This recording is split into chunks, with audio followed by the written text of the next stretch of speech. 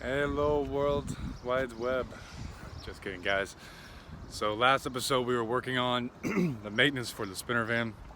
We got the oil changed, transmission changed, the fluid, and a few other things, but we're having an issue with the leaking transmission fluid. So right now we're gonna go ahead and try to take care of that.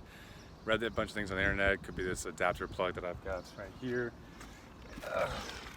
Nice little part by Mercedes, about 26 bucks at the dealership. A little shocked on that. $20 on the internet for shipping and handling, so not a bad buy. I also learned that it's $150 an hour just for diagnostics on a Mercedes vehicle. That is ridiculous, so I go ahead and do my own maintenance. So today we're gonna go ahead and poke underneath there, try to get this bolt that I stripped out. We got a little clever plan for that, hopefully it works. And then also we're gonna go ahead and try to replace that automatic transmission adapter. A lot of people are saying the O-rings on there kind of can cause a leak when you have an oil or a transmission flush. So we're gonna hopefully get that done. So it's also South Louisiana, so we are hopefully not getting rained on underneath there. But I'm gonna work on this real quick. I'll bring you guys underneath in a second. Let me get positioned and kind of show you what I'm gonna do and see how easy it is. See if you guys can replicate that at home. All right, later. Check in a second.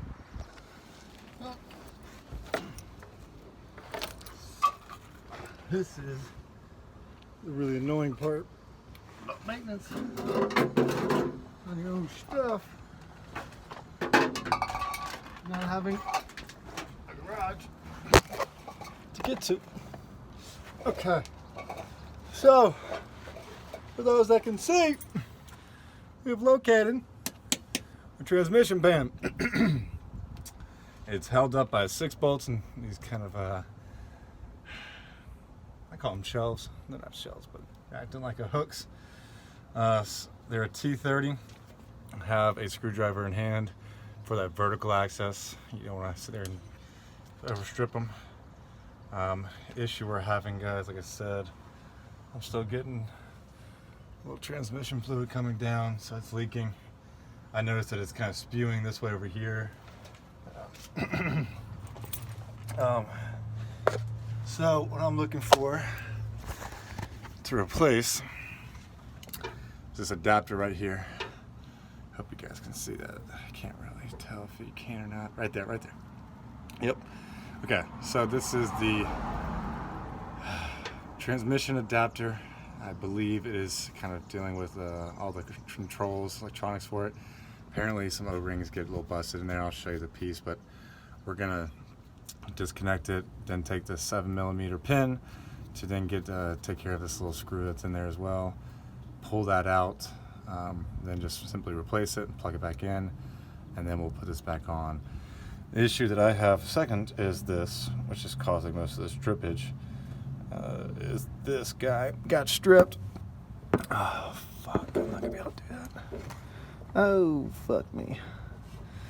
Alright, well, I gotta figure a way to rethread this then, because this is my main issue. And without this holding tight, it's just gonna spew everywhere too. Gasket's not lining up or something's going wrong, but I'm getting too much give. I gotta get this thing fixed pronto.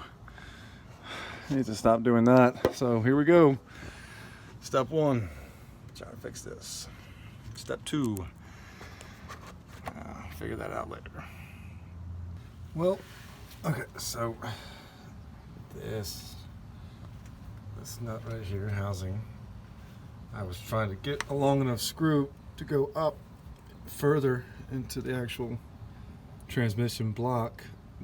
I had a 55mm by 6mm, and it is probably 10mm long, but I've ordered a whole box of them, so I'm gonna have 35, 30, 45, 40, 55, 50 to try that out. This is what I was trying to do. Where are you in frame? Fuck, I can't see anything. Sorry guys. Camera is off. Okay, right there you can see it. So what I did was, this is how they normally are, right here. 30mm goes up into the block, fine. I've stripped these two, so what I've done is I've bought a bigger one. I'll get a bolt to go there and tighten that, so that way I don't have to rethread it. I don't know if it's gonna work, but I can't rethread it. I don't know how. and I don't have money to go take it to a Mercedes dealership, but I may have to. Other things I'm gonna be checking, because again, I'm seeing oil like all up on the freaking block, and I don't know how it's getting there. This is my line, fluids. So again, I'm not sure how and why it's getting up there, but I believe this adapter is a big part of it. So I can't do it today because I need those others to do this one. But tomorrow I'll drain it, take the block off, take this piece out, and then use this method right here on both this piece and this piece, and hopefully that'll be the tightest I can get. And if I can't do that, I gotta take it to a mechanic and get someone to review it. So this right here is a gasket. I believe this is kind of an issue too, of like why stuff's coming out, but I don't know why it's happening. I'm sure you guys do. So as always, leave a comment if you can help a brother out. I apologize for the video quality. I am under a car, and that is always hard.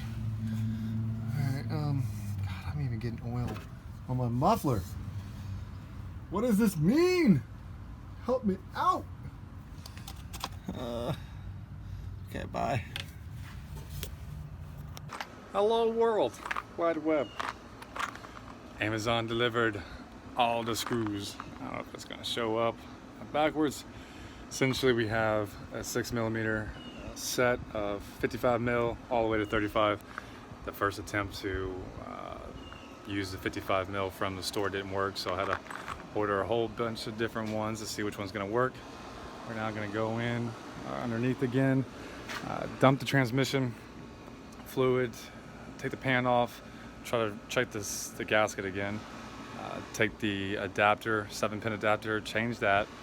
Hopefully those rings will help, and then from there reseal it with the new boys, do a test run down the city again, and hopefully this will be the fix. I'll let you know. Alright guys, so like I said, I have changed out this adapter. Wasn't too hard, a little weird getting it back in, so just kind of remember how it came out. Do your best, because it's got 7 pins in there, and then when you have to go back in, you have to kind of line it, wiggle it around a little bit, and then try to drop it in, and then you put your connector here back in, and then you tighten up, and that's kind of going to hopefully hold it. I'm hoping that was a big fix. I also was able to get the pin on here. This is going to be tight. Retightened everything. I've added a 40mm, which actually went up into the block, and remember again, this was stripped, so I went past that strip and then further into the block, tightened everything, but as you can see, we still got a bunch of stuff. I just drained it all. What I'm going to do is measure. I'm now going to wipe everything clean, and then from there do a test run to see if there's any new splatter, and then maybe a day or two measure again. So hopefully this will be the fix. This is like day 4 or something like that, so I'm hoping this will be good. Oh, please. please work. I got my trip in like 2 days. I'm gonna get this thing up and running. Go do some research. Yeah. All right. Yeah, stay frosty. So I just tightened up everything underneath the transmission pan.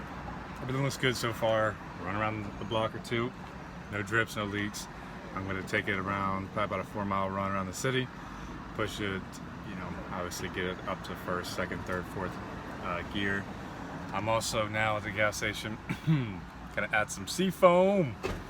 This is a motor treatment for gas and diesel engines to help clean injectors, clean carb jets, stabilize fuels, control moistures and fuels, quiet noise lifters. Well, it's on sale at AutoZone. I need to do it anyways because I need to clean these fuel injectors for sure. 200,000 miles, probably some gunk. Shake well, add, but don't shake too well. Oops. All right, well, I'll let you guys know how this test goes. I'm about to drive about 8 miles, see if we have any issues with that leaky transmission pan. Now we're waiting at the pump. Technically I'm not pumping, Just waiting. They say give it a few seconds, then start your engine. While we do that, say hello to Dexter. This is my co-pilot. He is very terrible at navigation, but he's so stinking cute. He just got a bath, so he is all wet and happy from that bath, and we're ready to hit the road. So again, hopefully we will have some good results with this transmission fix. This has been 4 days, 3 days of labor, roughly 4 hours of labor each day. Probably 7 days of waiting for parts to be ordered, so that kind of sucks. But everything looks tight, clean so far. Hopefully this will be the fix, and then we can get on the road up the Mississippi River and have some fun. So I'll let you guys know how everything goes. Say bye, Dexter. Bye, Dexter. All right, moment of truth, peeps. Dun, dun, dun, dun, dun, dun. Hey, she looks clean. I don't see any issue. Yeah! Yeah, we did it! Oh, we did it. 'Cause, YouTube and stuff.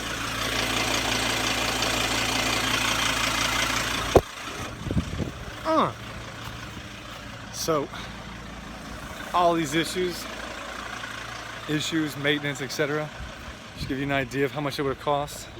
I'll do a calculation, but right now, from what I know, it was something like $1,200 I was quoted. $1,200 fucking dollars.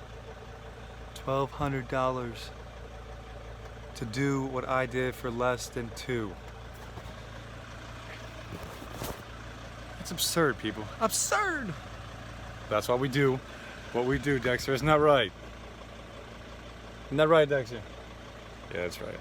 I'm just gonna say it's right.